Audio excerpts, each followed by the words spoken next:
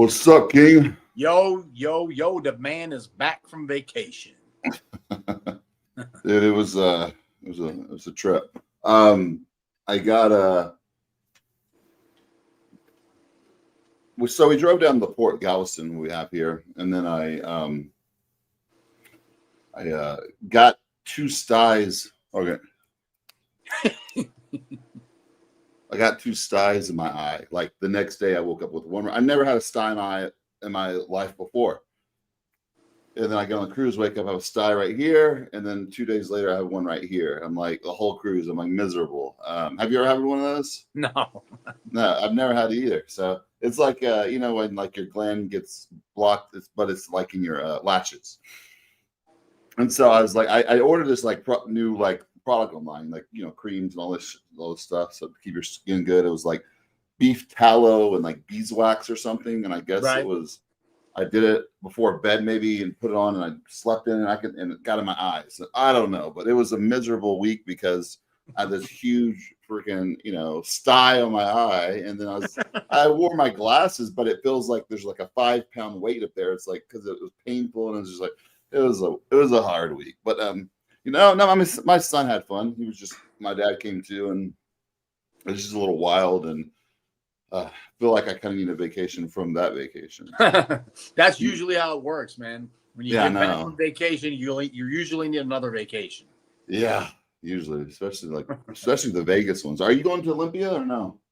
If Behruz gets his goddamn fucking visa, yeah. You will? No. So that the one that the whole news Hottie did, that was like fake news, I think, right? Because you heard Hottie got it, and then I don't think that was real. I don't know. I don't know what's going on with that. It looked like they posted a video of him and Hani hugging, and I think that was old though. I think that was old. Know what's going on, bro. I don't know what's going on. I don't know what's happening. I did a podcast yesterday. I did my Persian podcast yesterday, and Amir said that he got his visa. I don't know what's going on. I don't know. Huh. He's trying to keep it all secret, and then he announced it, and then Hani got mad at him because Hani wanted to make the announcement. He wanted to keep it a secret. I'm like, come on, man. Enough of this. Hani's so weird with that kind of stuff. When I was working with him, I remember something weird, something similar happened like that. That was just really petty. I think it was something to do with like Lee Thompson. I had the Nationals that year. It was I remember what it was. It was the Nationals that 2011. I've talked about it a lot. I don't want to sound like a sore loser, but that was the Nationals that I was supposed to go in and pretty much get my pro card and Lee Thompson, Phil Heath, and Hani were all on the rooftop the night before. They're like, "Yeah, dude, you got it. You're on point." I didn't tell them about my house getting raided 2 weeks prior though, because I didn't want that to affect obviously anybody to find out. But the judges already knew somehow.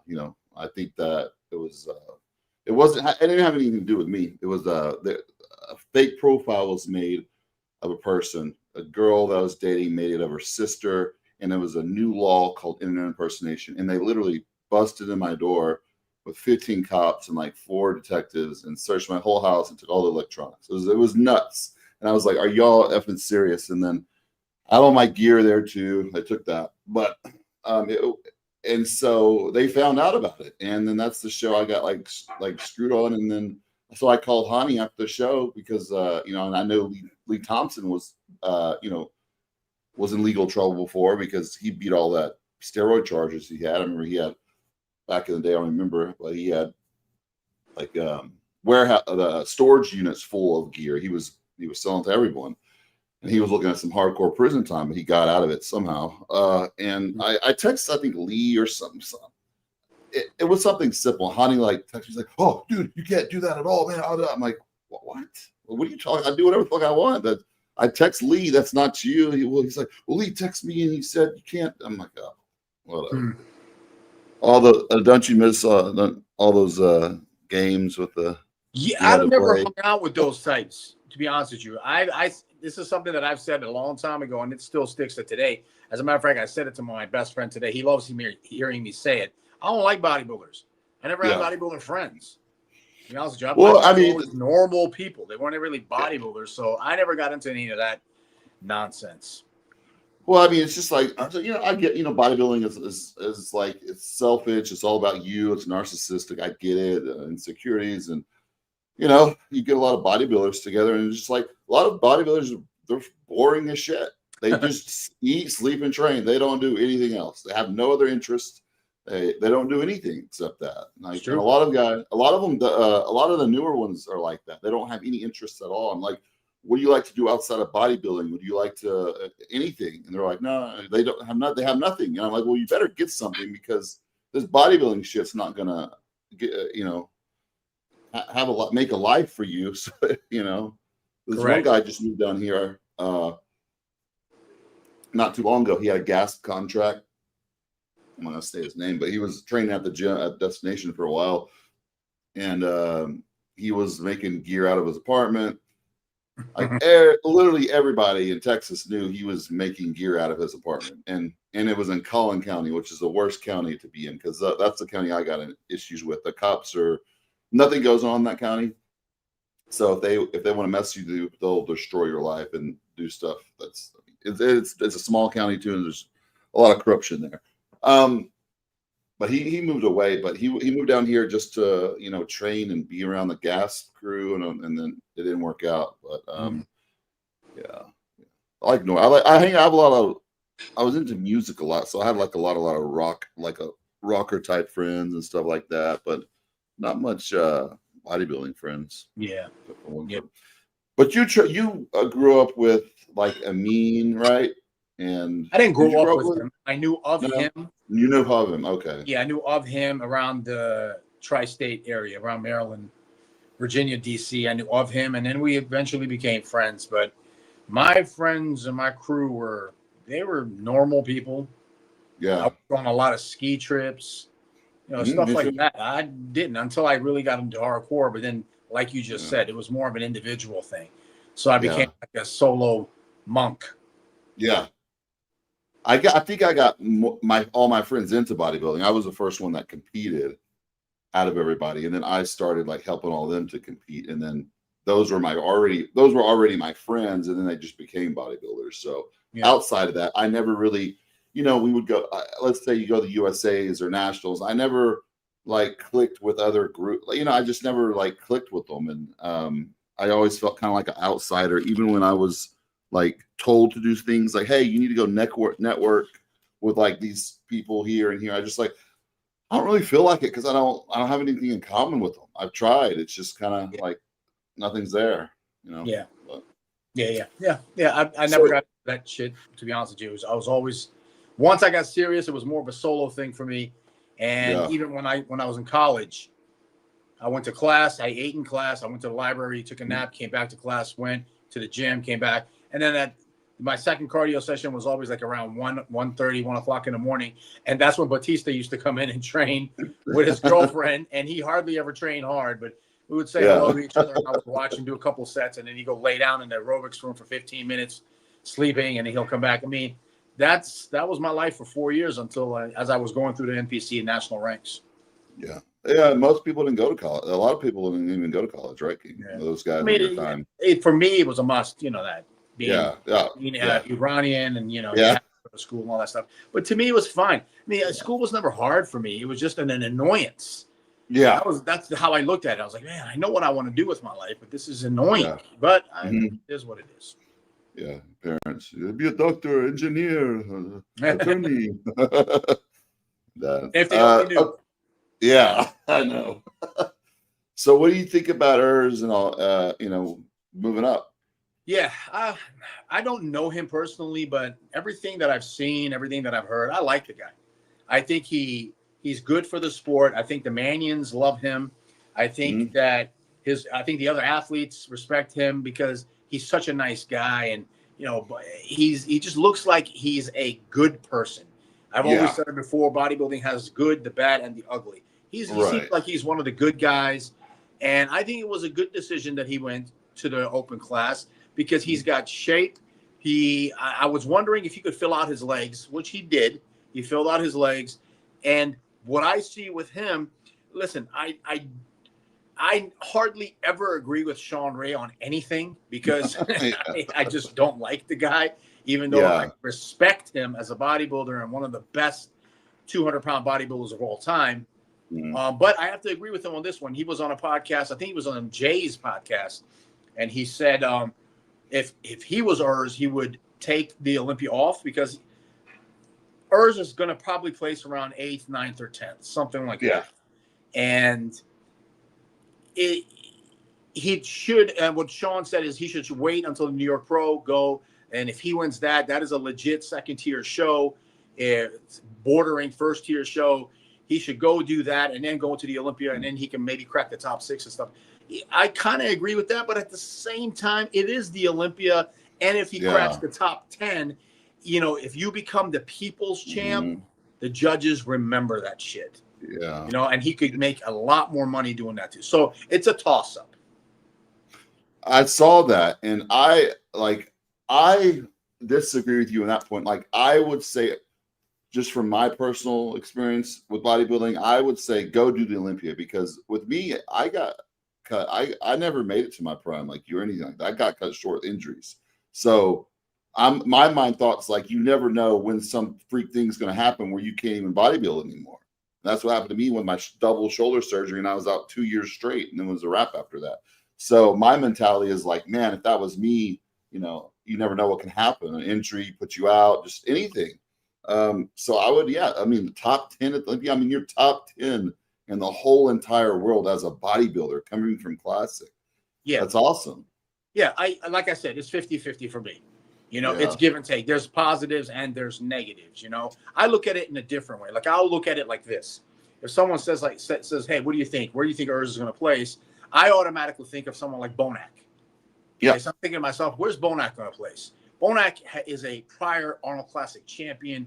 He's a perennial Mr. Olympia competitor. He's won plenty of shows, and he is one of the most dense, thickest human beings ever. Can Urs beat Bonac? I don't think so. I don't think he can beat Bonac. And Bonac is somewhere around 7, 8, 9. That's how I see it.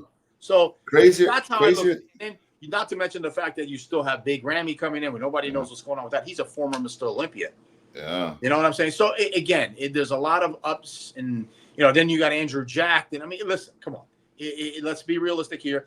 I think it's 50-50. I see your point though. It is the Mr. Olympia, And he's in shape. He's in shape already. He just, I don't know. What could be the negative of doing it? The negative is this is a fickle sport. Yeah. Okay. The people it's a bunch of fucking trolls in this sport.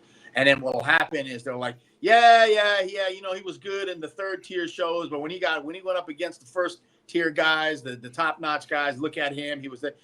That's the downfall that I see. I would give two shits if someone said that to me. If I came from classic to open bodybuilding and did that, I don't care what anybody says. Yeah.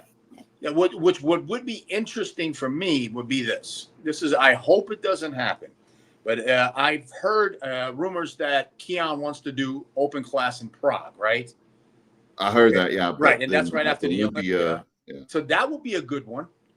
Have Urs go up against him. That will be something great. And and he's very popular.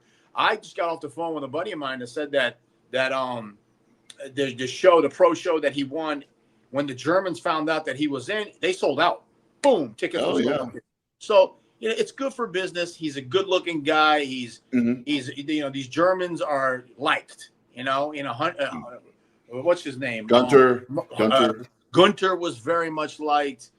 Marcus Rule was very much right. Dennis Wolf was very much like, So again, we shall see. There's very few blonde hair, blue eye guy, has their hair, blue eyes, like all American, or not, he's German, but you know what I mean? Like those type of guys that you see on that type of stage is usually big black guys, or now a lot of Middle Eastern guys, So it's rare. You got the Jay Cutler, then you got Gunter, and there's not many of them like that. Yeah, and plus Germans have a different look to their bodies. Yeah. The Nigerians have a certain look. The Koreans have a certain look. The Americans have a certain look. The Middle Easterns, the Persians, Iranian conditioning have a certain look. So he's going to do well. As long as he doesn't get injured, he's going to do well. Yeah. I think he's smart. I watch him train.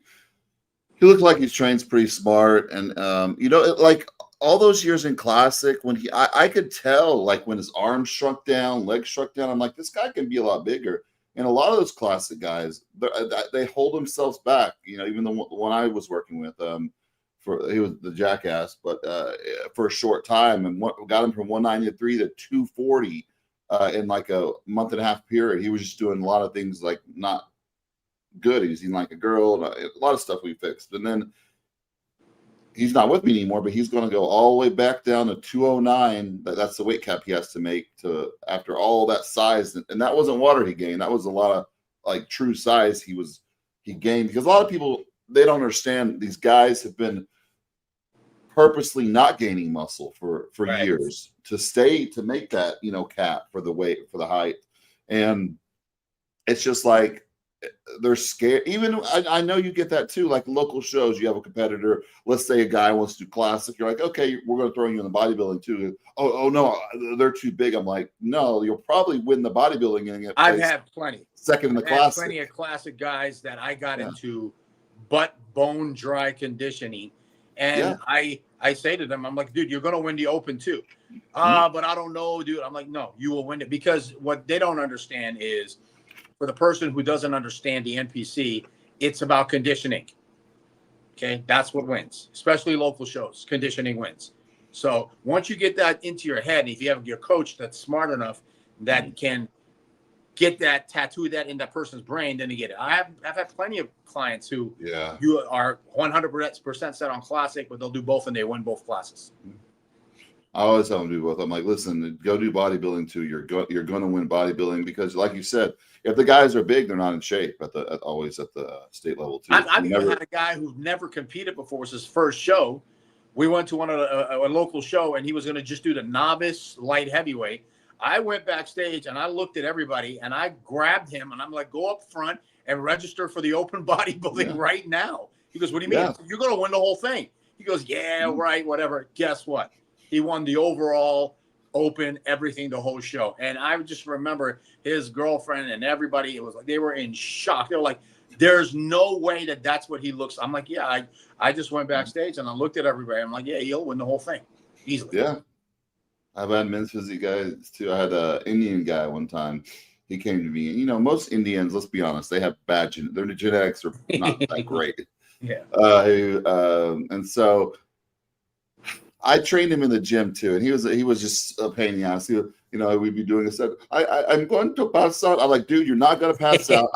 I will catch you if you pass out. It's not possible to go any longer. I'm like, you're gonna go. I'm like, it's insane. We even made it to compete at a show, but he was tiny, so we did men's physique. I was like, dude, I go, let's put you in the classic and bodybuilding too, just for the heck of it. This dude won classic or men's physique, classic, bodybuilding. The overall for men's physique, the overall for classic, and the overall for bodybuilding. No way. And then he was like the king of the Indians at his gym, like the gym he goes to. That it's like mostly Indians there, and in the Richardson area, I think Richardson or Irving area, and he was good. He was like the most popular guy from then on out, and he never cared about competing again. But yeah, I mean, you never know with people. It's just they're intimidated when they hear bodybuilding. They think, oh, they're too big. They're too big. But, Tim's asking a question. Will both of you attend the Olympia? Tim, my answer to that is I'm waiting for Behrus to get his visa. I made a promise to Behrus. If he gets his visa, there'll be a strong possibility that I'll be there. Yeah, I'm not. I you know, the tickets are out. I mean, the tickets are. I talked to a couple people that went last year, and they paid like a pretty penny for a ticket, and they still were like, man, we still just sit and watch it on the screen. So it's like that much money and going to, I just like, man, I'd just rather go take a cool vacation instead. I texted Dan Solomon a long time ago. I said, I want a front row seat, and I don't want to hear no fucking excuses. So if Behrus gets his visa, I'll probably be there.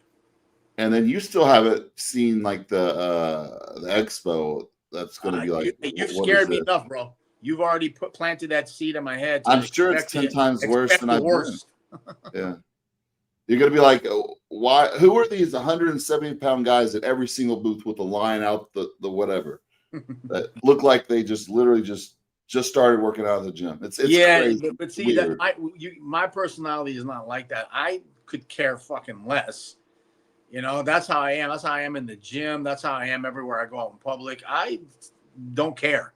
So I never pay attention. You can be the hottest fucking girl in the world. I walk by you and just, I don't care. Right. So but I understand what you're talking about because I see what's happening. And, you know, it's crazy. I was talking to my buddy last night and he goes, we were talking about OnlyFans and, yeah, because he asked me, he was like, yeah, you know, and I was like, you know, is it true? Because I asked him, I said, is it true that Nicki Minaj and what's the other one's name? The other rapper. Oh, the one from Brooklyn. My daughter likes her. Anyway, I'm like, is it true that she made more money off of OnlyFans than she did from her record label, from rap? And then he was like, yeah, man, they're making a ton.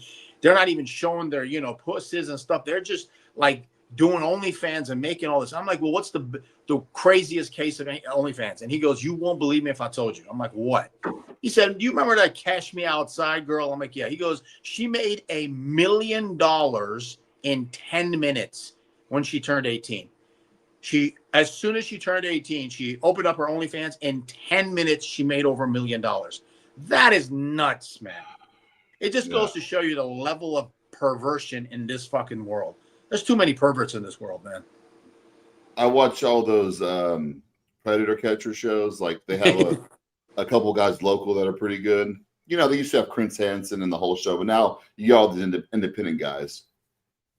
And there's this one, they beat up the guy. I mean, they slap him around and they beat him up. Like, and so because a lot of times when you set it up independently like that and you call the cops, a lot of times the case isn't that strong because the cops they didn't set up the sting. So they kind of take what you have and they get off on probation. You know, these guys are trying to meet 9-year-old girls, 11-year-old girls. I mean, it's disgusting. Or, you know, if they're gay, they're trying to meet young boys. And it's just, they show up and whatever dude's there and they're just like, oh, hey, they're all excited to meet the girl. And then the dude walks in, they're just like, just a look on their face. Yeah. It's just, it blows my mind how many, what do you have to say on YouTube? PDF files. That's what you have to say on YouTube. PDF files. There are in the world, and how scary it is, you know, having kids and it's nuts. But you know, as much as we talk about OnlyFans, I've never heard a guy that's except Larry Wills that said, yeah, I spend money on OnlyFans. No one ever tells me, like friends or people I know. Yeah, I mean, I guess they're just not going to admit it because I mean that's disgraceful. That's awful. That's weird. Yeah, I know. I met a local guy from my gym whose girlfriend was a beautiful girl. She was actually an IFBB pro bikini girl, and he was all over OnlyFans. But he was a little crazy. But yeah, it is, man. Not half these people won't admit it. You know, they used to have the webcam for Muscle Gallery, and I'm not gonna lie, I used to do that for Ulrich, and I would never show anything. I never did anything that I didn't want on camera. So I would just pose and, you know, and make really good money, like leading in the shows. And so that's kind of like what a lot of guys are doing now. One of my friends texted me the other day, and he's doing it on there, and he used to do all the webcam stuff. And he's like, yeah, you know, I'm like, are you just doing like only you know flexing though? He's like, yeah. And then a few weeks later, he's like, well, I was, but I wasn't making much money, so I started having to do this and I'm like, dude, you're showing everything now. That's awful. That's terrible. You have kids and you have grandkids too. I mean, that's the lure of money. But again, I'm so happy. I've said this before 1,000 times. I'm so fucking grateful and lucky to have been around money, you know, and I've been around millions and millions and millions of dollars. I mean, one of my closest friends, he was 100 million plus, and I did all that, the private jets and all that. It does okay, great. Yeah. It makes life easier, but it doesn't bring you happiness. And I say it over and over and over again. The happiness that I feel right now when I go and I watch my son blast people as a middle linebacker and score touchdowns, you can't put a price on that. And a lot of people just don't get it because they don't understand it. They think that driving the Murcielago or driving the Bugatti is going to make them happy. It doesn't, man. It doesn't. Please, guys, understand. Find your happiness here. Okay, not here. Absolutely. I mean, when I was growing up in bodybuilding, I usually found the girls that I dated were always usually wealthy because I like for them to pay for all my stuff. When I was bodybuilding, it was expensive. So I had to date rich girls, usually older, doctors, attorneys, PA, whatever. And, I was one of those guys that I saw those I saw a lot of my friends just like spending so much money on women and them getting cheated on. And I just had that.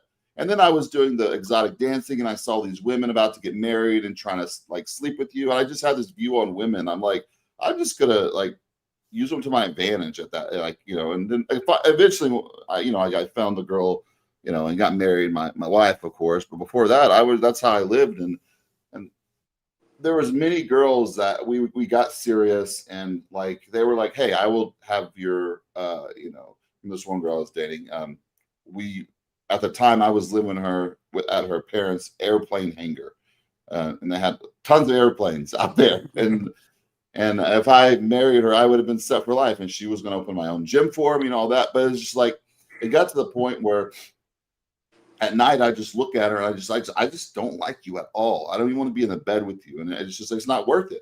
But some people, especially girls, you always see the young girls, the older guys that can that's what they search for. Just some guy. A lot of nurses do it. They look for that doctor to link up with, to just be set for life. And that sucks. I mean, that's to be around somebody you don't like truly love or enjoy their company. That's miserable. Like I used to hang out with so many people like that, girls and guys that would be like, hey, yeah, come out, party, do this. And they would take care of everything and give you stuff. And I go, man, I wish I liked you as a person, but I just don't. Probably because it was part of them being so materialistic and throwing their money around so much. I'm like, how many, courtside, I used to go to all the Maverick, Cowboys, courts, whatever, everything, all that for free. I used to train Mark Cuban's, one of his business partners and all that stuff. I was like, okay, you could do that a couple times and cool, or go on a private jet, cool. And like you said, all these cars, it does not make you happy. It might make you happy for like a couple weeks and then it goes away. And then we see a lot of people today that, and people will say in the comments before about this, oh, you don't have to have kids to be happy. No, you don't. And we're not saying that. We're just speaking, us personally, having kids was like, the best thing of my life. They're hard. And I went through a lot, like with my daughter in the custody and all that. My son, he's a handful, but it's more rewarding than anything ever. And if I didn't have kids today, I think I would be extremely bored and severely depressed. Yeah. Yeah. It's the best gift I've ever gotten in my life. Yeah. My ex-wife to me is nothing. Doesn't even exist. I don't think about that at all. She's gone. Mm-hmm. But she gave me the best gift ever. And I can't. It's my whole life. Those two are my whole life. This guy, what's he say? How was the cruise, Armon? Yeah, we need to talk to you about your cruise. And I would never go on a cruise. I'm not a cruise guy. I'm not a boat guy. I'm sorry, never going to happen. But people Armon, say that about the cruise, man. Come on. People say that, and then like I've taken a lot of people on cruises over the years, and they're like, "Oh, this is I didn't expect this. This is not what I thought. This is insane." And they love cruises, and they want to go on cruises all the time. Like when I met my wife, we were only dating for I think a few months. I'm like, hey, you want to go on a cruise? And she's like, okay. And I was kind of trying to tell her about how, awesome, you can't go on Carnival. I'm sure people seen all the videos on Carnival. Carnival used to be cool. Okay. When I was growing up, it used to be cool. And then they got kind of ghetto, but like Royal Caribbean or Virgin, those are cool. Virgin's just adults. But yeah, it's basically just like a floating resort. And you're on the water, but you don't feel like you're on a boat. You feel like you're on a resort. You get to go. There's like a Central Park area with birds and trees. There's a carousel. There's a zip line across pools, slides, all these different restaurants. So it doesn't feel like that. And then if I go to a resort, I get bored of just sitting on the beach. And I like a cruise because it stops at different ports. So we stopped like 2 places in Mexico, and then we stop at Honduras, and you're off the boat for the day. And so that's what I like. See, I get that. Yeah. And I respect that, but I'm the exact opposite of what you said. I like a nice villa by myself. I'm like, what's that comedian's name? Maniscalco. He says the same thing. I don't like, talking to people. I like my own little thing in my own little section and my own little, like, I'm more that. That's why. I'm not like that way either. My dad's the total opposite of me. He grew up, we had a restaurant for 30 years, a Tex-Mex restaurant, and he loved his customers. He loved talking to everybody, making the rounds. And, I've been on a lot of cruises with my dad, and he'll just talk to everybody, like just random people. And I don't do that at all. Unless someone comes up and approaches me and talks to me, I don't just go. I kind of view it as like, what's the point? I'm never going to see this person again. And I might sound like grouchy or whatever, but it's just like, that's just not my personality. But if someone talks to me, I'll talk to them and hang out, whatever. I've done it a couple cruises. Like I went on it with, one of my girls I was dating, and we hung out with another couple for the weekend. It was fun and all that. But I'm not one of those guys either. And I don't like crowds anymore either. But for some reason, the cruise, it doesn't bother me. It seemed like a lot of people, I showed a little bit of video on IG, and it was like, oh my gosh, it looks so crowded there. I'm like, yeah, but it's not like that. The ship's so big. That was just one little area that was like crowded. And yeah, you got to try one day at least. Can't do it, man. Find a little hot chick. My parents, my sister, my brother-in-law, they go every year. I just can't do it. It's just not my thing. Yeah. Word on Hottie coming yet? We don't know. I don't know. That's what we're talking about earlier. I heard that everything's worked out and he's already over here, and that's what I went during my Persian podcast yesterday, but I'm not 100% sure. Yeah. I saw that too, and then I saw videos later after that saying that was an old video and that was fake news. So who knows? They like to keep it all under wraps and secretive, like we talked about earlier. I don't know what that is. Yeah, that Catch Me Outside, girl. Oh, okay. We use Viking Cruises best high class liner. Yeah, Viking. There's not any Viking at the Galveston port because I'm in Dallas, so I can drive 4.5 hours to Galveston, or we usually fly down to Florida somewhere to go off. I prefer going to Florida because you get a more mixed crowd. Going from Galveston, Texas, you get a lot of Texans, Oklahoma, all kind of people already around. When you go out of Florida, you get a lot of, especially if you're single, you want to go out of like Fort Lauderdale, Miami, you're going to get a lot of really beautiful South American girls on there. So if you ever go, you'll go out of one there. But they are double the price, but Viking's the way to go. We did 2 weeks Alaska. See, I'm more of I'm not a huge, I've never been to Alaska, but I don't like the cold, and I'm not into like glaciers and all that kind of stuff. But people have said they're beautiful cruises, but I like going to all the beaches and all the. I'd love to go. Like, I'm not really I'm like you. I don't like the cold, but I'd love to go to the Netherlands. I'd love to go to Iceland. I'd love to go to Greenland. Those are like those little towns with the little streets, and Finland. I would love to go to Finland. Yeah. And those that I like. Man, at this particular point, listen, my personality. I was, they did. Dave Palumbo did a thingamajiggy, and he said we're the biggest partiers ever in the history of the IFBB. Right. It was me, Victor, and Chris Cormier. Yeah. I had my fun. I love to party, legendary Sound Factory stories, legendary space stories from Miami. But right now, at this time in my life, I love my peace, my peace and quiet. I love it. I couldn't even imagine going into one of those clubs right now. I can't do it. I would kill myself. You'd have to be on something. You can't go into those sober. It's listen, not only that, but we used to go to after hours. That was the crazy part, I when I went to and I got my general stripes in New York, we didn't go to the club, and we left the house at 8:00 in the morning. Yeah, we got there at 9:00 in the morning, and then we partied from 9 a.m. till about 11 p.m. Sunday. That's how we used to do it, So I pushed it. But thank God I have that genetic passed down from my family or whatever it is that I can stop like this. Yeah. Like I would party, and then when the 18 weeks came out before a show, Boom, blinders on, done. Yeah. Straight back in again. I think a lot of people miss out on life when they, you know, the bodybuilders, when they don't do stuff like that. Because I was the same way in Dallas. We had all our spots too. We had after hours too. Oh yeah, Dallas was fun. Yeah, I mean, we had the one that the Pantera owned, the clubhouse that opened around. I think that opened at like 3 or 4 and stayed open till 9 or 10 in the morning. And then there's a couple other ones. I went to one of the swinger ones before, but I'm not into that stuff at all whatsoever. I don't want 2 girls. I always was just one girl only. Up to one swingers club in Columbus, Ohio.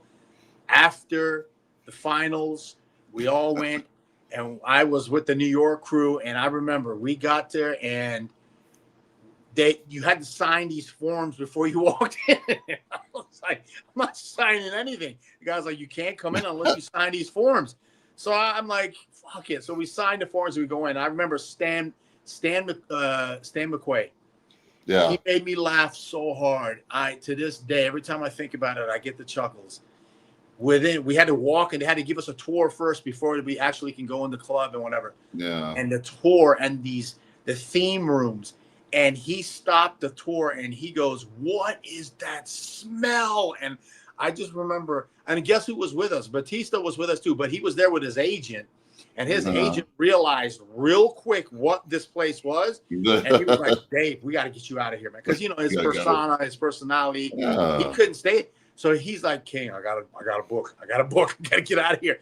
We went through the tour, and the smell, Armon, the smell of feet, stinky pussy, and just that puss smell with oh my God, man.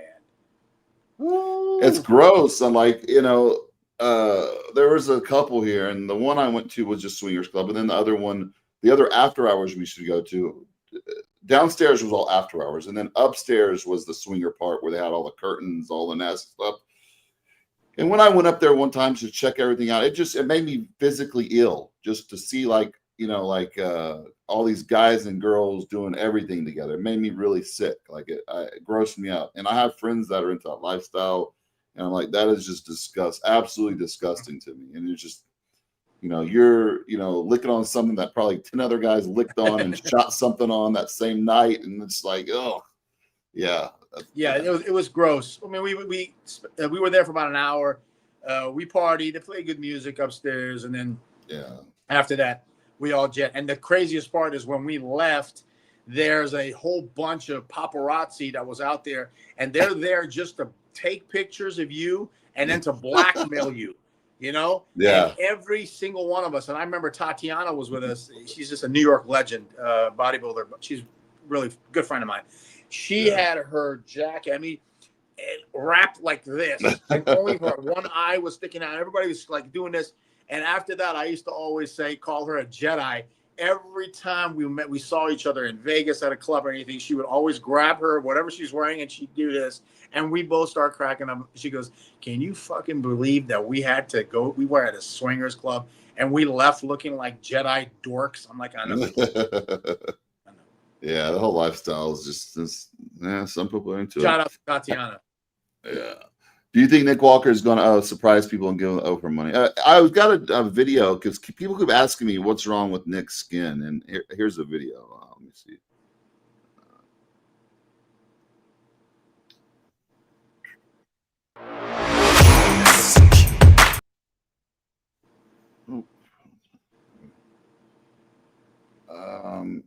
Yeah, the skin.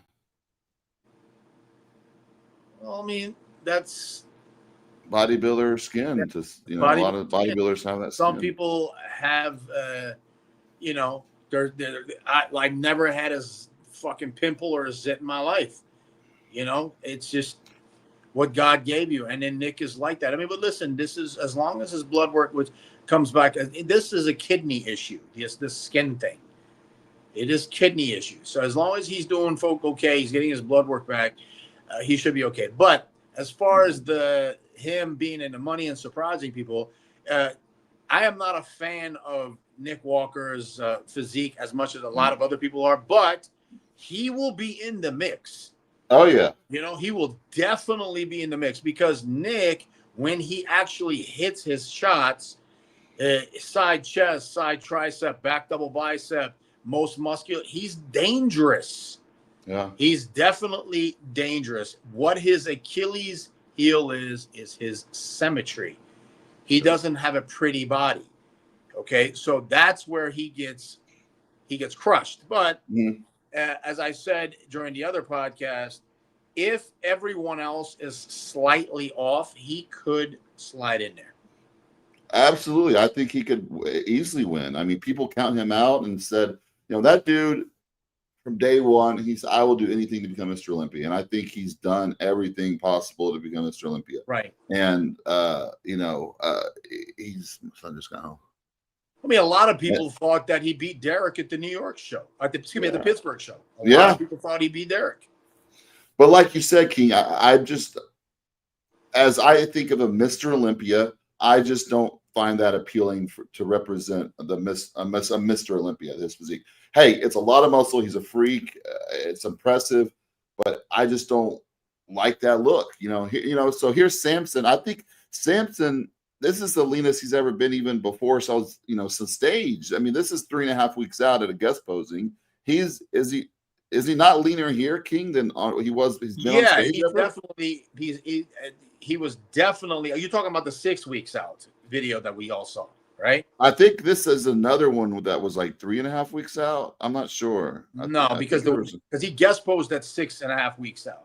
You didn't guest pose again after that? I'm not sure because I would have heard it. People would have been talking about it. But yeah, he's definitely leaner than he's ever been.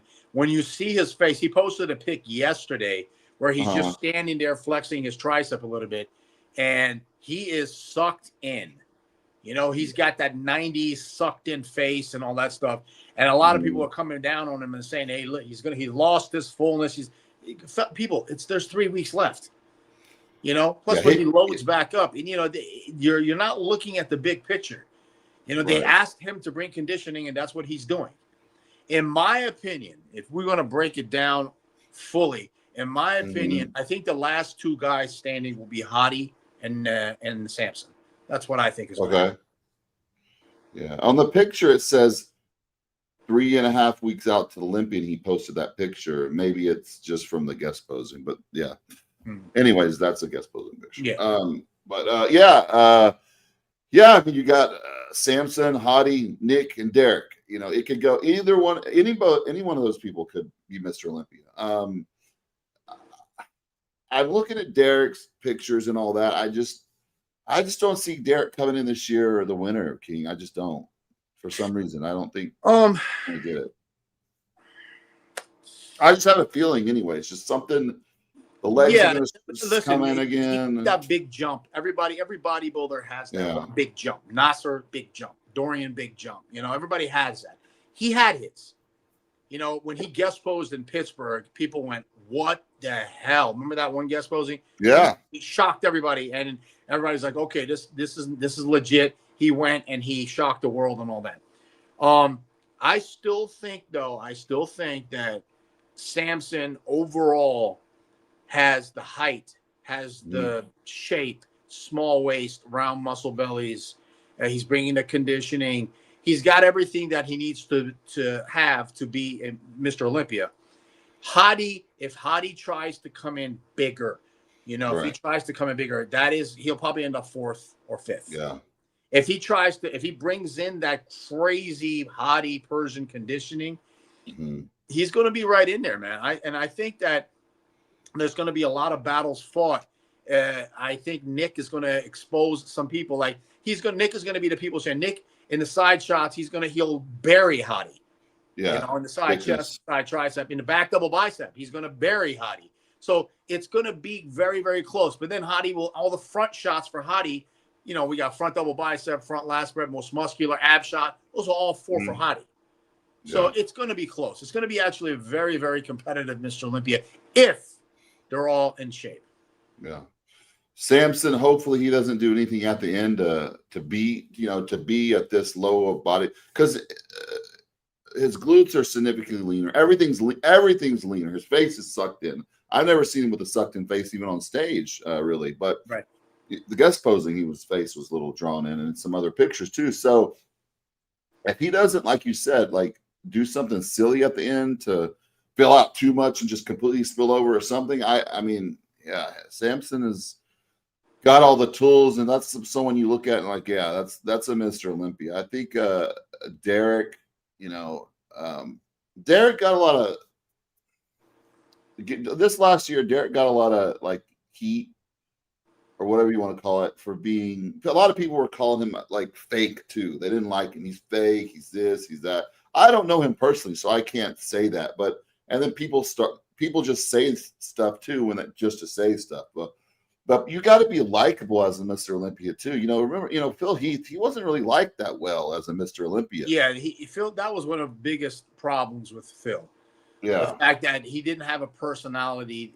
He still doesn't have that personality. I have nothing against Phil. Right. I think he's a nice guy. He's never been. We've gone back and forth and stuff, but I think his personality. He just has a cold personality. And that's just who he is. Did he lose to Sean Roden that year? It's a toss up, man. Sean you can't just say his stomach. Everybody's just going, what his stomach? But every other pose, it was, So again, I think it's going to be a good Olympia. I think it's going to be competitive. What I don't like, Armon, is when comparisons of Samson to Ronnie Coleman. It's things like that it really bothers me when not even close. Not even close. It's not even. I mean, people listen. It doesn't matter if Samson 330 pounds in the offseason. It doesn't matter. Ronnie Coleman was a once in a generation guy. You can't look at. Don't stop with the comparisons. Just let him do. Now, going back to Derek again. Yeah. I have nothing against Derek either. I think Derek is a nice guy. I think he's a religious guy.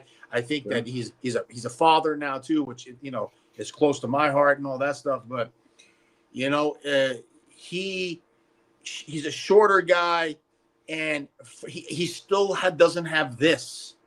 He still doesn't have it. He's got a back double bicep shot and a back lat spread, which is excellent. But put Keon next to him, and I think Keon would eat him up. Yeah, I mean, again, that's how I'm looking at it. It's not a a maturity thing anymore either, because he's of age to have that. Should have came in if it was going to come in. The striations and all the biceps and shoulders and chest, it's just all seems blown up. There's no what yeah. Well, there's two X factors in this Olympia this year. One is Nick Walker, that's obvious. The other one is Behruz. If Behruz gets his visa and gets over here in time, I'm not talking about if he gets over here 4 days before the Olympia and he's got to rush. Not that Behruz, because that Behruz is going to be 6th, 7th, or 8th. Flat. Behruz gets here in time and mentally calms, fills out correctly. He's going to exploit a lot of people on that stage, and one of them being exactly what this guy says, Martin. I don't think Martin can stand next to Behruz. I don't think he can. Behruz will eat him up.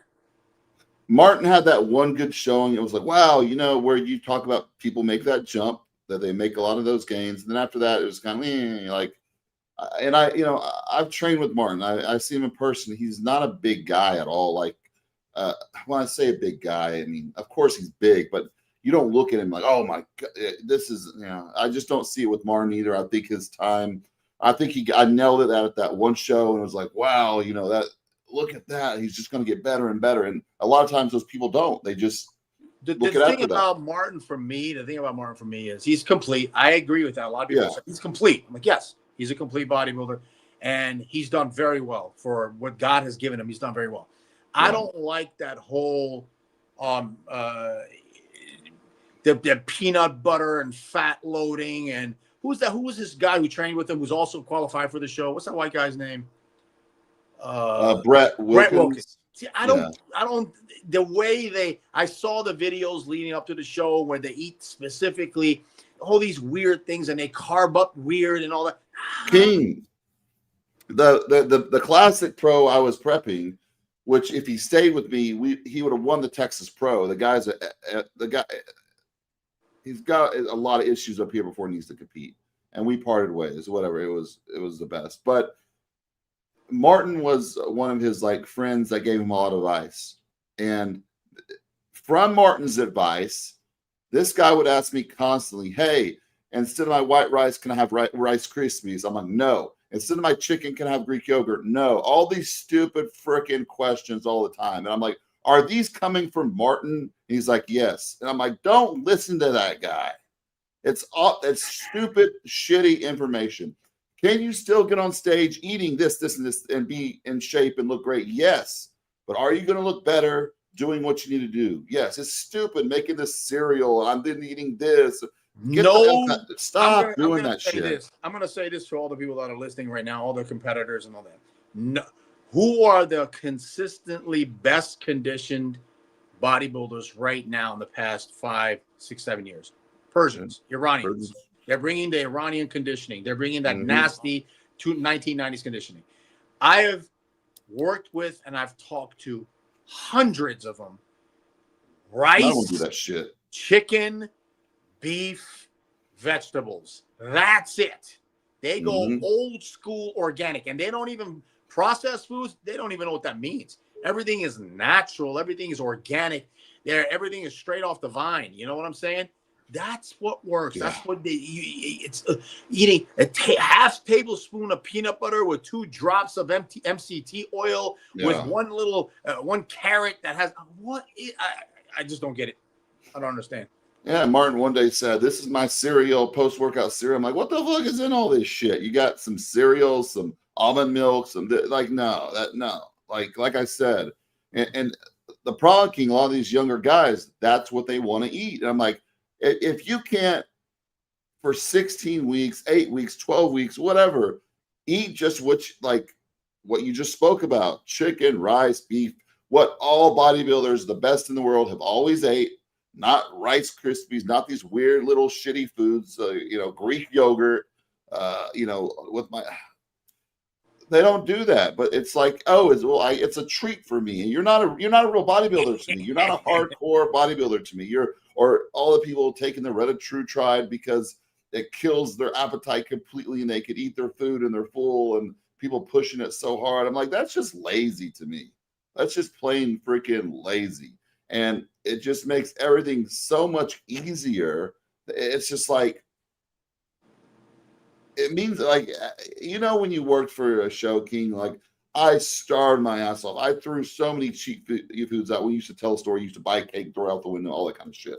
Like the suffering you would go to and all that, like just to get to the show. There's all these tools now where it makes it a lot easier for them to get on stage. I mean, just even the tanning, you remember, used to paint each other and take hours to do that. Now just get all sprayed up, go on stage, all these milk companies, like the guys, younger guys I was prepping to. I'm like, can you cook your own food? Because I don't know what these milk companies are putting in your food, because your body does not look like it's supposed to look at this point. So I proved it so many times. I was dating a girl who was 20 years younger than me. And she got into, the whole lifting and bodybuilding culture, and she wanted to compete in bikini. I mean, I literally took her from a sorority drunk party girl to a New York bikini state champion in 2 years. 2 years. And that is why, because I fed her real food. I cooked her real food and vegetables, and I taught her everything and then the transformation was miraculous in 2 years. But she didn't like it.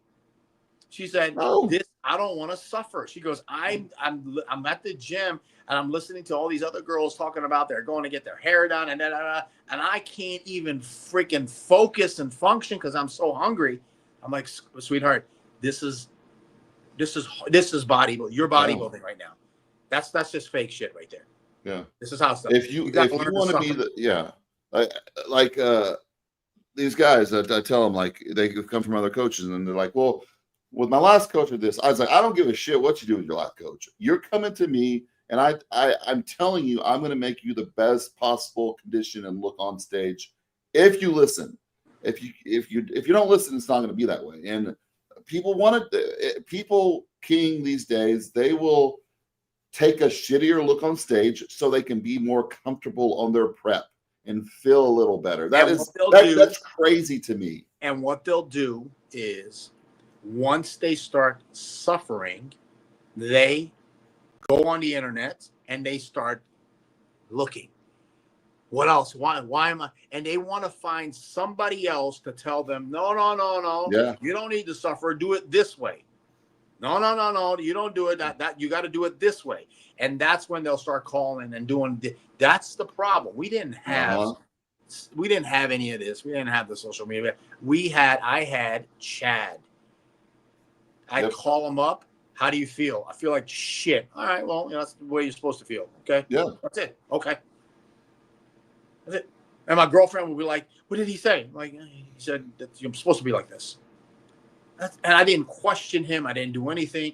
And then everybody was like, how the hell did you guys get in that? Well, it was called suffering. Yeah. 2 hours of cardio. Now you say, like I was, we did a podcast with the Persian podcast. We had Sasan on. Great guy. Great guy. I loved him. Such a great personality.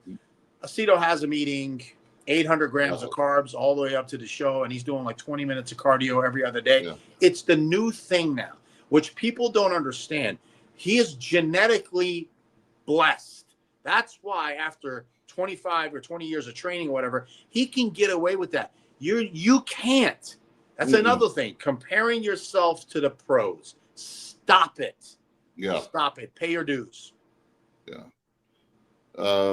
I'll go back to that same guy I was helping for the class. We were going to do the Texas Pro, the Classic Physique. We were 4 weeks out. And that's when we started kind of clashing. He just started asking way too many stupid questions. I said, listen, dude, if you want to do well, stop asking me these stupid questions all the time. Like, listen to me. And he didn't like being told that, because there's some other issues with him too beyond that. But after that, he found a coach. He was at a show, and he found a coach. This guy preps everyone for free, King. His name's like Cam or something like that. I didn't know who he was. I talked to the guy's ex-coach, which is Nick Walker's coach. A nice guy. And the guy came from Nick Walker's coach to me, and he did a great job with him. He turned him pro, and then he did a pro show. He looked good. It was 193, and I was like, you can be at the top of your class easily, 209. We got up to 240. And I'm like, dude, we got to be careful, because you should be he should be a bodybuilder, but he doesn't want to be. It's stupid. A lot of these guys, like the subject today about class of bodybuilder, he should be a bodybuilder, but he's going to burn that muscle and get down a classic again. And I had him doing, we started cardio eventually, because he never had to do cardio. Started him 20 minutes 3 times a week. And he was like, oh, I've never had to do cardio before. And I think the cardio is, and then we started Arimidex. I added in that 4 weeks out. And he's like, well, I've never started an AI. I was like, dude, I don't care what you've done there before, whatever. You're 21. You've competed like 3 times. I've been doing this 20 years. Plenty of people. I don't care. Stop listening to other people. Stop letting people get in your ear. He's one of those persons that let everybody get in their ear. And met with this one guy. Oh yeah, you could do this. You could do that. You could, yeah. That sounds great, and get in the same shape, sure. But you don't get in the same shape. Right. Like we just talked about it. You just don't. Right. Martin has been silent. I think he's going to try and redeem himself and prove something. You think the same? No, I mean, King, I don't think Martin's going to. I hope he does. Yeah, so. I hope he gets in there and does what he does. But I've seen Martin over and over again, and I think that the firepower that's coming in is going to be a little bit too much. He's got, I think he's not. I still don't think he's 30 years old yet. So he still has some time. But that jump he made, I think that was his jump, and I think that was probably is going to be his best for his career. But who knows? I mean, anything can happen. Correct, guy. You thinking the eating is Stefan or Martin? Well, Stefan is his coach, so Stefan is going to approve it or not as a coach. So Stefan is obviously approving what Martin is eating. So, yeah. Yeah, and listen, I'm only going by those videos that I saw. It was like last year when they were documenting everything that they were doing as they were, and I was like, the fat loading and this, I just don't see that. I don't believe in that stuff. Hadi is the most conditioned guy. I'm telling you guys, it's beef, white rice, vegetables. That's it. Yeah. Fish, chicken. Chicken, organic shit. Egg whites. I'm not a huge fan of. Are you a huge fan of protein shakes? I'm not a huge fan of protein shakes. Whole food. Chemicals. Yeah. Pure chemicals. Messes with the stomach a lot. The best right now, the best that I look and the best that I feel is when I pull out all the shakes and I just replace it with good old horse tablet aminos. That's it. Okay. That's it. Yeah, when I don't do shakes, I feel so much better. My digestion's better, but like I'm just not a big eater, so I have to do shakes from time to time. I did a shake earlier today, and we started the podcast late because it messed up my stomach. It messed up my stomach. And here's advice to everybody's out there. You know, if you're whether you want to stay healthy for general purposes or your wellness and all that stuff, or if you're a bodybuilder, you want to educate yourself, study the gut. Forget about the muscles. Forget about the hypertrophy and atrophy. Study the gut. The gut is everything. Absorption, that is so important. Get knowledgeable on the digestive tract. Get knowledgeable on all the ins and outs and the ABCs of the gut, and then you're going to understand a lot more about yourself, health, wellness, and bodybuilding, etc. King, when you were competing, I know when I was competing, we weren't taught. We didn't know about that. That wasn't a thing back then. Like your gut. I mean, of course, taking some digestive enzymes or that, but knowing what we know today about how important the gut is, we just didn't know that back. You know, Shit. like I mean, Armon, I had salmonella poisoning for 5 years straight.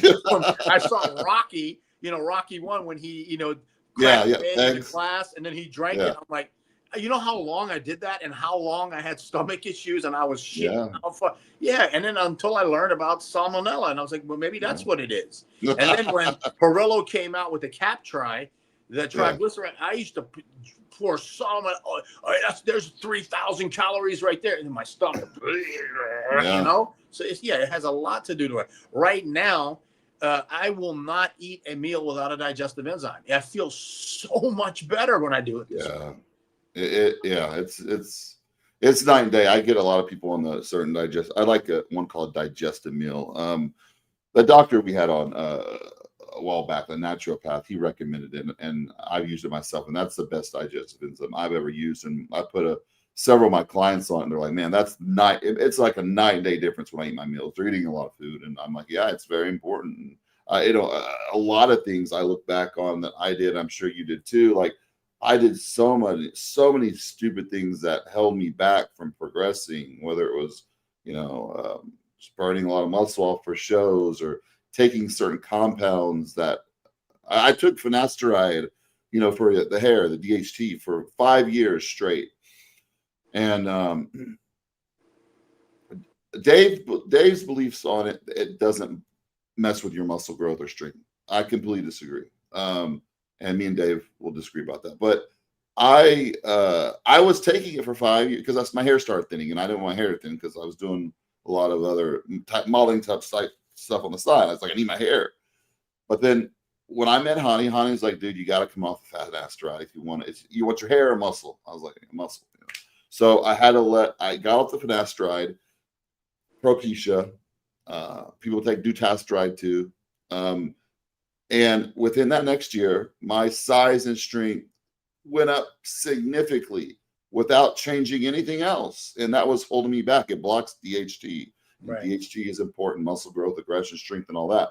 And but people will be like, well, CBum's taking finasteride and he's Mr. Olympia. I'm like, oh my gosh. Like, I'm saying like CBum already was at a certain size. He needed to grow. Is it going to affect everybody the same way? A lot of people get, erectile dysfunction from it. Some people it doesn't bother. Some people I know in finasteride, they're perfectly fine on it. It doesn't bother them. But there's certain drugs in bodybuilding, statins, DHT blockers that can block muscle growth, and a lot of people don't know. I like yours, tanning face with body not being half painted. Cool. Okay. Cool. All right. I got this just random video. I pull off random videos just here and there. Do you wear cologne? Yes, I do. Okay. This guy is talking about how toxic. I'll just play the video. We'll see what you think about it. Let me see if I can pull it up. Is actually like spraying pesticides on your body. It has over 3,000 chemicals. It is loaded with toxic heavy metals. Perfume is so toxic. It's the most toxic thing you can put on your body. It's worse than smoking. It is crazy. And people still don't understand that. Just breathing it in is so toxic. And I would never ever advise anybody to do that. And I have strict rules about that. And I don't care what anybody says. And if a friend of you is not tolerating or is not respecting your health choices, is it really? What do you think about that? I think the word "shut the fuck up." That's what I say. I saw that ugly, anorexic, mouse having, fucking dork ass, goofy ass up. Shut the hell up. My grandfather lived to be 98. He smelled good every day. Be quiet, man. Just yeah, you're talking about the stupidest tiny 1% of 0.5% of 1% or something. Yeah. Cologne. Shut your fucking mouth. You know, I would smack that guy in his face if I fucking saw him. Every video, everything is bad for you. You like everything you eat is bad for you. Everything you do is bad for you. Like there's a video of somebody telling you, like eating this is bad for you. Everything's bad for you. It's like, what are you supposed to eat? You get those people that are so. You know, I understand eating organic, grass-fed, all the certain stuff. You know, you can do a certain amount, but some people are so absolutely insane about certain things like this. And classic video clip. You got to watch it. George Burns was on the Johnny Carson show, and George Burns was famous for smoking cigars, like 20 cigars a day, and he was smoking a cigar back then when you could smoke on TV and stuff. And Johnny said, "How many cigars is that today?" He goes, "I think this is like 18 or something like that." And then he goes, "Well, there's reports that are coming out saying that smoking cigars are bad for you. Well, what does your doctor say?" You know what he said? He goes, "My doctor's dead." And he starts smoking again. Yeah. Listen, we, especially us as bodybuilders, I take about 100 pills a day just for wellness. Okay, for my heart, for my hair, for my kidneys, for my liver, for detox, for my gut. I am clean. I am healthy. I still look like I'm 35 years old at 50 plus. All the things. These people are just trying to become internet famous. Mm-hmm. That's it. That's it. If you go Google drinking water, somehow, some way, you're going to start freaking out. Like, oh my God, if I drink too much water, I'm going to die. Oh, then you're going to stop drinking water. No, you can't live your life like that. Cologne is like a pesticide for the human body. Shut your fucking mouth. Yeah, I was never huge on cologne just because I'm real sensitive to smells. So I was never a huge cologne person, but I used to wear all the ones. But I think that's crazy. There's a lot of those guys on there. There's that one guy. What's that guy Joe Rogan uses? His name. 10X Health System. Dana White. Yeah. That guy. I can't remember his name, but people hire him, King, and people pay like $20,000 and $30,000 to this guy. He's having them buy these like infrared sauna beds and this. Like, it's insane what he has people do. This was about 3 years ago when that got popular. I didn't know 10X was Grant Cardone's thing, because I think Grant Cardone's full of it. But he was linked to that. So I was already getting blood work done, and they're doing genetic testing and all that. So I was like, okay, I'll do some genetic testing. I've done the one genetic testing like that you do the family and and it tells you, I can't even think, 23andMe, is that it? Something like that. I did that, but I wanted to do a more advanced one. So I get a hold of this company, and they're like, yeah. And I already tell them I do very extensive blood work already. I do this. They're like, oh, we do way more. We test these markers and this genetic testing and this. I'm like, okay, I'll do it. And I think I dropped like $800 at least, and I did it all. And I got a call back. Brecka, the guy's name is Brecka, something Brecka. Yeah, it wasn't from him. It was from some doctor, the girl. I was speaking to her on the phone, and we were talking about my medicines. I was on everything. I knew more than this girl. I mean, I do have a lot of knowledge, obviously, with stuff, but I was telling her how to say certain drug names. I was telling her what they do. I'm like, listen, this is crazy. I go, and the blood work we're going over, I already get all this blood work done. Y'all told me you do something way more extensive, and I sent you the blood work I got done. And I was pissed. And I made a comment, or no, I actually made a video on it on TikTok, and it went viral, got a lot of views. And they actually contacted me, the 10X, the company, and they offered to give me a bunch of supplements for free that they make, and give me a refund and pay me on top of that, like something to take it down. I said, no, I'm not going to take it down because you're ripping off a lot of people. And then that's how I met the doctor we had come on here, because he does genetic testing too. And he's like, yeah, they only test 5 SNPs, and I test like 50 or something like that.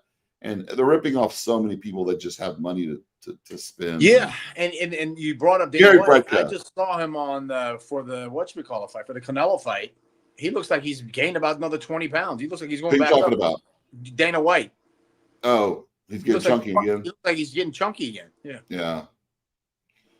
When people do these, like, real drastic, like carnivore diets and stuff like that, that's just not sustainable. What do you think about the carnivore diet? Did you have any of your friends doing that deal? No. Eating only meat? No. That'd be miserable. No. Some of half the things that Rogan says, I love Rogan. He's very entertaining, and I'm sure he's a cool guy. He loves bodybuilding. He loves bodybuilders, but he's one of those guys that somebody comes on the show and he goes, wow, he believes it, and then he'll do it for a little while. Then somebody else will come on the show and he'll do it for a little while. So I don't. I just know from my own personal experience, it's just be normal. He's a little gullible. Yeah, just be normal, organic and normal. Yeah, I saw Dana White. He was on the Jay Cutler podcast, and he was talking. Did you watch that one? Some of it. Okay. Yeah, so Dana was praising Garrett Brecka, how he's this genius that changed his life and all this stuff. And I'm like, dude, all the guy did, he put you on TRT. You weren't on TRT before that. He gave you a diet and told you some basic stuff any one of us could do. And he's like, this guy saved my life. I'm just like, whatever. Okay. Yeah, and speaking of that, I think before we finish this podcast, we should also talk about The Rock and his weight loss. Yeah. And who was the other one? Batista and his weight loss. Mm-hmm. As far as The Rock goes, the stupidity, not just the ignorance of people out there. What happened to The Rock? It's called, he puffed up to about probably 280 for that role, playing Mark Kerr, and then now he's cleaning out, probably doing a PCT. Relax, people. Fucking relax. He's probably just cleaning out.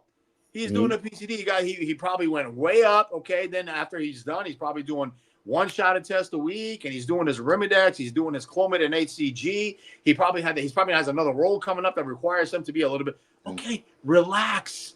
Calm the F down, man. And Batista, the same freaking thing, man. He was Drax for all those years, and he had to puff up and constantly had this. I mean, can you imagine being an actor and having your shirt off for the entire movie and all the shooting? It's not easy. I was feeling for him, man.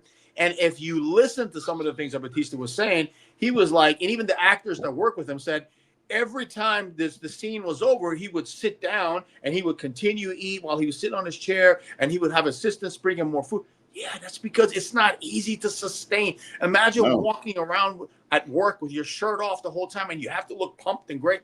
Batista put his body through hell for those movies. Give him a break, man. The guy wants to fucking clean out a little bit and get a little bit thinner.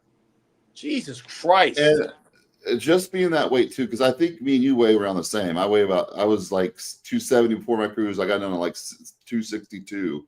And I think I'm we're about right the same around height too. 263, 264. Okay, so we're about the same weight. I think we're about the same height too. So that carrying around that weight, I mean, it is like, I've had issues from it. My feet hurt and stuff like that. But when I lose more weight and I get too down there, I don't look right. If I like it, people's like, why don't you just go, knock it down? I was like, I don't try to be this heavy, Could I get leaner? Yeah, I could diet for a few weeks and, I look my best around, I think, like 240. Let me ask you something. 245. When you dieted down for that, the last show that you did, the one that you did just for the fun of it, what was it classic that you did, or what was it? No, it was bodybuilding. That was a disaster because I went to Mexico with Dave. We got stem cell, right?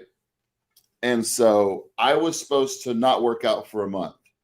And I had clients doing that show, and I had a pro client doing the show too, Steven. And it was like in 4 weeks or 3 weeks, 3.5 weeks. And I was like, yeah, I was going to do like a later show in the year just for fun, like to diet with a couple of my clients. And because I had to do some video shoots for a product line. And so when you do the stem cell, they don't want you working out for a month. But I asked the guy, I was going to like maybe work out a couple weeks before the show because, I did it before back in 2017. I did a 3-week prep and just did a show since I never got my pro card and won the show just for fun, just do it with a couple clients and stuff. And so it was really stupid. So I lost a lot of weight in Mexico with Dave because we were barely eating. We were sweating our ass off there. So I lost 15 pounds just the week that we're in Mexico. I did the stem cell. I did all my neck, all my spine. I did IV. They don't want you working out for a month because, and then they tell you if you're going to feel like a little fluish, your body needs rest. My dumbass thinks like, oh, I'll just prep for the show in like 3.5 weeks because I can get lean quick. So I did like a crash diet, and I was having a lot of pain, like body pain, and so I got this guy in Mexico, which was the dumbest thing to do. So I was getting steroid tested for 8 years. So this was the first time I could take other stuff than test and prescribed Arimidex. So I took a little more stuff again, and I started feeling sick. And so I started taking this other drug that messes with your muscles and makes them like relax. Not a pain. I'm not going to get too far into it, but I did a lot of stupid shit, and I looked completely awful. And I wasn't sleeping at all. My son at that time, we were getting like literally 2 to 3 hours of sleep because he was coming out every minute. And I did that. I think I weighed like 224, and I looked awful. And Dave's like, you should do the show. I like, Dave, why did you tell me to do that? I looked awful. I mean, my rear delt disappeared the last week. My lats disappeared. I mean, I looked awful, and my whole face looked like I've been smoking crack for like, weeks. And stupidest thing I ever did. And then I got tore up, of course, by some jackasses on the internet saying, look, he photoshops all his pictures because this is how he really looks, and and my stomach. And so I need another. My hernia is torn again. I'm not going to have a revision surgery because the last one was like Phil's. It was real serious where they had to go in 8 places. And me and Phil talked about it before. Like, we can't feel when we're flexing our abs or not. Like, we don't have that contraction because I have a huge mesh about that big in there. So they put the worst pictures up there where I'm not flexed, I'm not breathing, and I look shitty. You could put it next to some pictures that I did with the photographer. He did some cool pictures, and then he did some morphed pictures, which were obviously morphed. And I didn't think I needed to tell people they were morphed because that's what he does with his photo shoot style. And people's like, look, he's trying to scam people. They were posting that one of the stage ones. And I shouldn't have just done the show. I should have just, because I only worked out, I think, 2 weeks for that show. Because I got back from Mexico. I had I think 3 weeks or 3.5 weeks. I was like, I'm not going to work out the first week or two because of stem cell. I want to work some. And then I worked out the last 2 weeks, and I did a diet for 3 weeks. Right. It was really stupid. Well, it is what it is. It's good to get back into rip condition every once in a while. Yeah. It is what it is. That was sick condition. Like sickly looking. All right, man. Listen, tell everybody what's going on for next week. Let's wrap this up a little bit. Yeah. So next week we got Joe. I don't want to mispronounce his last name.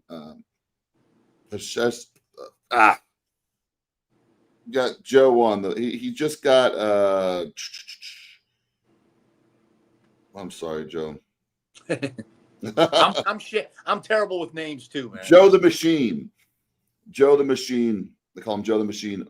Palacios, I think. He turned pro at the USA in 23, and he's made a lot of gains, and he looks great. He looks great. So we got him. I think he's coming on next week, and then I've got the following week a guy, Tegan, coming on. I think he was. We had him on RX Muscle a couple years ago on, but he's like a hair specialist about hair loss with men. He's like has all this insane remedies and whatever for hair loss. So he has a lot of interesting things. That's so I've listened to him before. So we'll have those people and on. And then Olympia after that, man. So we're stacked. Yeah. So we got stuff to we'll talk about. There was a long period of time where there's nothing much going on. Right. And that happens. Yeah. So and for everybody out there, I don't know because I do it every year because Dave calls me up and asks me if I would do the RX Muscle thing, but I'm not sure. I might be there if Bearhoos gets his visa, but if not, we might have some fun again. Yeah. With the Olympia because I'm really interested too. But other than that, everything else is cool, man. Yeah. Well, probably. Yeah. We did that at the last 2-3 years, something like that. Yeah. So if you go, you'll be at the show. If not, they'll probably ask us to do it like they do every year, and we'll be doing that on RX. Cool, man. All right, brother. It was good seeing you. Day. I'm glad you had a good time on vacation. Take care of your stomach, man. I know you got your stomach thing happening right now. I got on some antibiotics, and those destroy your stomach. I understand. All right, brother. Have a good day. Peace out, man. Okay. Take care. Bye. Later.